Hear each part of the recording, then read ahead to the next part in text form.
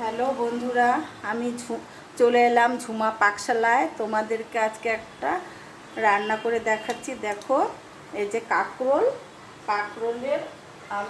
কাঁকরোলের মধ্যে পুর ভরে তার ডালনা বানাবো। দেখো আমি কীভাবে করে বানাই। এই যে কাঁকরোল তো সবাই চেনো। এই যে দেখো, এটা গোটা রেখেছি কাঁকরোলটা। এই যে উপরে যে খসখসে থাকে, এগুলো ছুলে নিয়েছি। ছুলে দুটো টুকরো করে নিয়েছি। দু টুকরো করে নিয়ে এবারে আমি এই যে কড়াইতে জল বসিয়েছি, একটু সেদ্ধ করে নেব। নুন দিয়ে দিচ্ছি। নুন দিয়ে আমি সেদ্ধ করে নিচ্ছি একটু কাঁকরোলগুলোকে। ঢাকনাটা উঠিয়ে দেখি। দেখো, কাঁকরোলগুলো আমার পুরো সেদ্ধ হবে না, আধা আধি সেদ্ধ হয়ে গেছে। এবার আমি কাঁকরোলগুলোকে নামিয়ে নিচ্ছি। এই ঝাঁঝরাটার মধ্যে নামিয়ে নিচ্ছি কাঁকরোলগুলোকে। এবারে দেখো, এই যে কাঁকরোলটা যে আমি সেদ্ধ করলাম, এখান থেকে আমি এই ভেতরে সমস্ত এগুলোকে চামচ দিয়ে বের করে নেব। খুব গরম গো, ধরা যাচ্ছে না, ভীষণ গরম। তারা আমি একটা ব্যবস্থা করি ধরার। যাই হোক, এবার দেখো, ঘরে ন্যাপকিন ছিল, নিয়ে এলাম।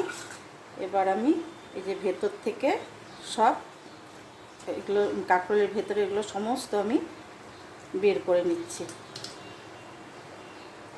হ্যাঁ দেখো, এইভাবে বের করে নিতে হবে।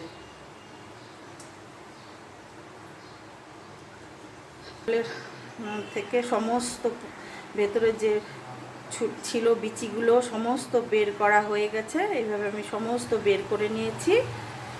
এবারে আমি এই কাঁকরোলের ভেতরে পুরটা দেওয়ার জন্য আমি পুরটাকে রান্না করে নেব। ধরার জন্য দেখো, আমি চিংড়ি মাছ দিয়ে করব। এই যে চিংড়ি মাছে হলুদ আর নুন মেখে নিলাম। মেখে নিয়ে কড়াইতে আমি তেল দিয়েই রেখেছি। তেলটাও গরম হয়ে গেছে। এবারে আমি চিংড়ি মাছটাকে একটু ভেজে নিচ্ছি। দেখো,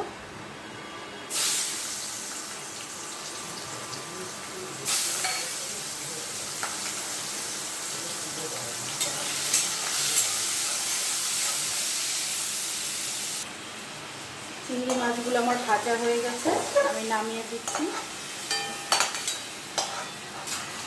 চিংড়ি মাছগুলো নামিয়ে দিলাম। ভাজার তেলের মধ্যে আমি আর একটু তেল দিয়ে দিচ্ছি।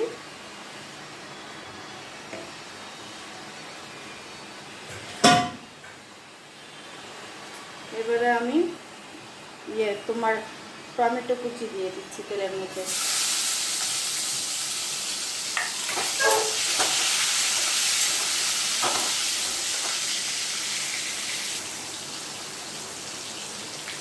টমেটোটা দেখো আমার ভাজা হয়ে গেছে, নরম হয়ে গেছে। এবার আমি দেখো আলু কেটে রেখেছিলাম, এবং ছোটো ছোটো করে আলু কেটে রেখেছি, সেই আলুগুলোকে দিয়ে দিচ্ছি। আলু আর তোমার এই যে কাঁকরোলের ভেতর থেকে যে পুরটা মশলাটা বের করেছিলাম কাঁকরোলের ভেতরের থেকে, সেটা একসাথে করে আমি দিয়ে দিচ্ছি। আর এখানে আছে তোমার দেখো রসুন আছে, রসুন আর যে আদা থেতো, এটাও দিয়ে দিলাম।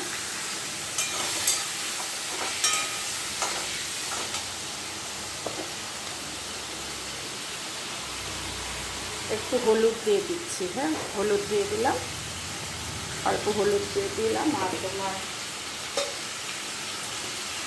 দিয়ে দিচ্ছি স্বাদ মতো নুন দিয়ে দিলাম। স্বাদ মতো। আর দিচ্ছি যে কাঁচা লঙ্কা কুচি দিয়ে খুব ভালো করে এবার আমি সবজিটাকে কষিয়ে নেব।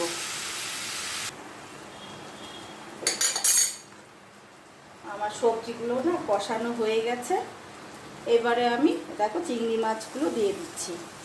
চিংড়ি মাছের সাথে আমি এবারে তোমার এই যে ভাজা মশলা, আমার ঘরেই ছিল ভাজা মশলা গুঁড়ো করা, ধনে জিরে আর শুকনো লঙ্কা আর গরম মশলা একসাথে ভেজে গুঁড়ো করা আছে, সেটা আমি একটু এর মধ্যে দিয়ে দিচ্ছি। দিয়ে এবারে একটু নাড়াচাড়া করে নিচ্ছি।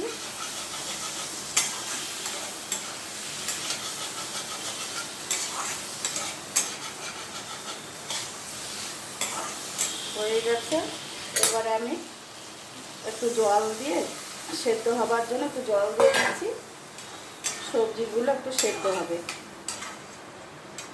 একটু চাপা দিয়ে দিচ্ছি সবজিগুলো সেদ্ধ হবার জন্য।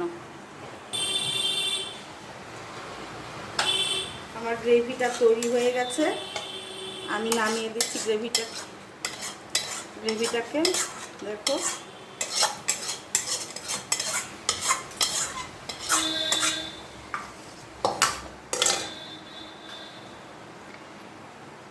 এবারে দেখো আমি ভেতরে পুরটা ভরে নিচ্ছি। কীভাবে ভরছি দেখো, যেভাবে আমি পুরটা ভরে নিচ্ছি।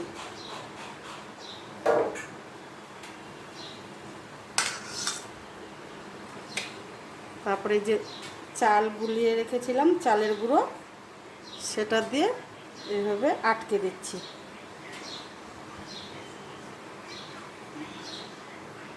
এইভাবে আমি সমস্ত কাঁকরোলগুলো পুর ভরে নেব।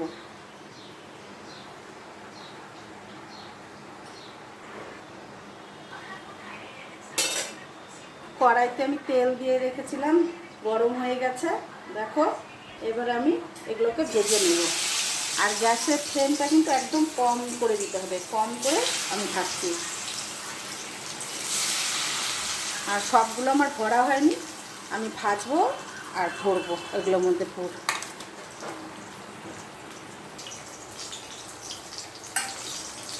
দেখো কাঁকরোলগুলো কিন্তু আমার ভাজা হয়ে গেছে, মানে খুব কড়া করে ভাজতে হবে না, এরকম হালকা ভাজলেই হবে।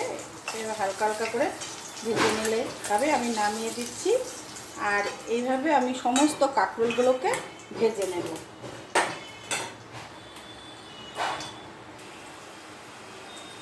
আর কাঁকরোলগুলো ভাজা হতে হতে আমি একটা মশলা তৈরি করে নিচ্ছি মিক্সিতে। দেখো যে কয়েকটা পাকা কাঁচা লঙ্কা দিলাম, লঙ্কাগুলো ঝাল আছে। আর আদা দেখো, আদা থেতো করে নিয়েছি, এই যে আদা, আর পেঁয়াজ কুচি, আর এই যে কয়েক কোয়া রসুন আর টমেটো একসাথে আমি পেস্ট করে নেব। আর দিয়ে দিচ্ছি তোমার এই দেখো একটু জয়িত্রী, এইটুকুন জয়িত্রী দিয়ে আর জল দিয়ে আমি এবারে একটা পেস্ট করে নিচ্ছি। আমি এই কাঁকরোল ভাজার তেলের মধ্যে আর অল্প একটু তেল দিয়ে দিচ্ছি। তেল দিয়ে এবারে আমি সোমবারে দিচ্ছি দেখো এই যে সাদা জিরে আর তেজপাতা সোমবারে দিয়ে দিলাম। আর মিক্সির মধ্যে যে মশলাটা তৈরি করেছি সেই পেস্টটা আমি এর মধ্যে দিয়ে দিচ্ছি।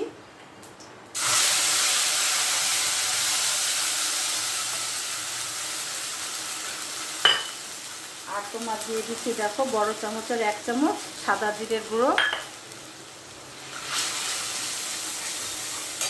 আর দিয়ে দিচ্ছি দেখো হাফ চামচ ধনের গুঁড়ো।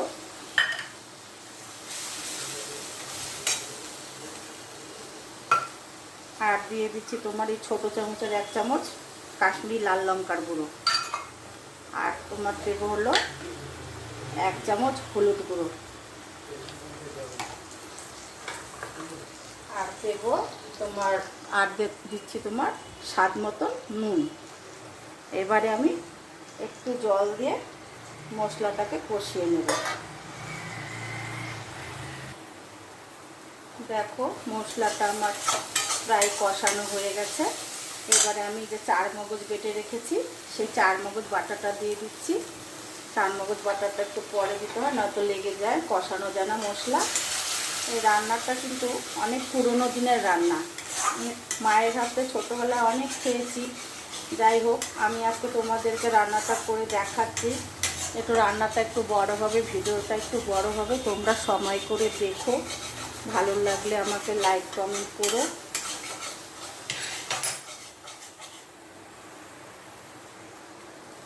পুরোপুরি আমার মশলাটা কষানো হয়ে গেছে। এবার আমি জল দিয়ে দিচ্ছি। বেশি একটা জল দেব না, কারণ কাঁকরোল এমনি আগে অর্ধেক সেদ্ধ করা হয়েছে, আবার ভাজার সময় সেদ্ধ হয়ে গেছে। অল্প করেই জলটা দেব।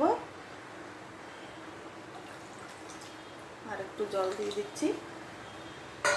জলটা ফুটে গেলে তারপরে আমি কাঁকরোলগুলো ছেড়ে দেব। ঝোলটা ফুটে গেছে, এবারে আমি কাঁকরোলগুলো ছেড়ে দিচ্ছি। সব কাঁকরোলগুলো আমি ঝোলের মধ্যে ছেড়ে দেব। আমার পুরো রান্নাটা হয়ে গেছে। দুটো কাঁচা লঙ্কা চেরা দিয়ে দিচ্ছি, আর দিয়ে দিচ্ছি তোমার দেখো গরম মশলার গুঁড়ো। এটা আমি ঘরেই গুঁড়ো করে রাখি একবারে, এলাচ আর দারচিনি, এই গুঁড়োটা দিয়ে দিচ্ছি। এবারে গ্যাসটাকে বন্ধ করে দিচ্ছি, আমার রান্নাটা হয়ে গেছে।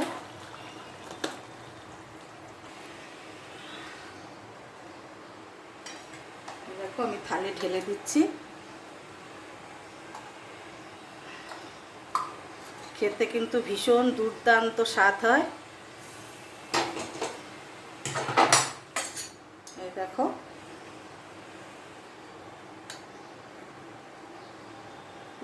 তোমাদের যদি ভালো লাগে শেয়ার করো। সকলে ভালো থেকো, সুস্থ থেকো।